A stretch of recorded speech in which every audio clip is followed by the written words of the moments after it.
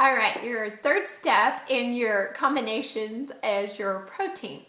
So when you add your water and you got your carb and you got a little bit of fat on your carb, and I kind of missed that step, we'll go back later for that. Now you've got your protein. So at the point when you add protein to your nutrition, you're going to have been in your eating process for about 15 minutes, okay? So timing it is really kind of cool. You can run a couple of house errands, or you can, read a little book or write a card or do something thoughtful. Now at the 15 to 20 minutes, you can take your protein. By then, your carbohydrates should have emptied into your small intestine, or it's nearly ready.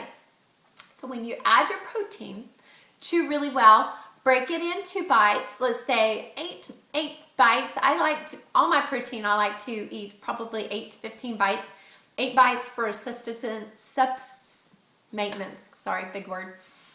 And 15 bites if I really like what I'm eating. So I like to eat the size of a prong of a fork, and eat it slowly, please. Just take some time. You can, at this point, whenever you're eating a protein, you can eat your salad with it. You can, eat some apple slices or some pineapple. Pineapple's got good enzymes to mix with the meat to help digest it. Take that time. You're gonna wait and enjoy. Just enjoy that, just for a few minutes. It doesn't have to be timed on the protein so much, because see, the carbohydrates already fueling your body. You've already given it enough time to empty into your small intestines for absorption.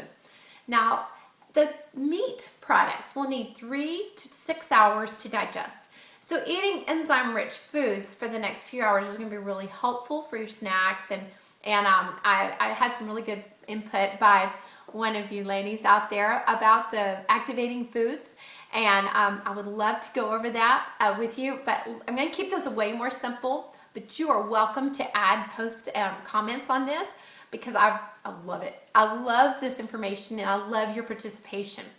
Now then, you got your protein, and it's going to take about another 3 to 6 hours to digest, and then you're going to be able to actually utilize that protein, all right? So I'm going to use an egg in the morning. Let's use maybe an oatmeal with coconut oil, and we're going to measure it. You've got about 8 bites for a serving. Then you've got a few minutes. You're going to take your protein. I'm going to use an egg for example. Now the bulk of the egg is going to give your colon something harder to work with. Think of it as clay. And the chewing motion is going to break it down and make it mushier. And so whenever the protein gets into the stomach, it breaks down a little bit more, and then the pyloric valve allows it to come into your colon. That's when you're really going to get a really nice, good action. You're going to feel satisfied. You're not going to be hungry. Now, the bulk of maybe the apple, and on the first part of the Flush Tox, the bulk of your fruit or your fiber, if you choose to eat a kale leaf or a green drink or whatever, the bulk of that's going to add the tending end of it to give a little bit more churning action for your colon.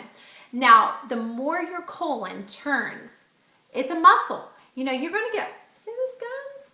I don't know if you can. I haven't been lifting very heavy lately. But the more you use your biceps, the stronger they're going to get.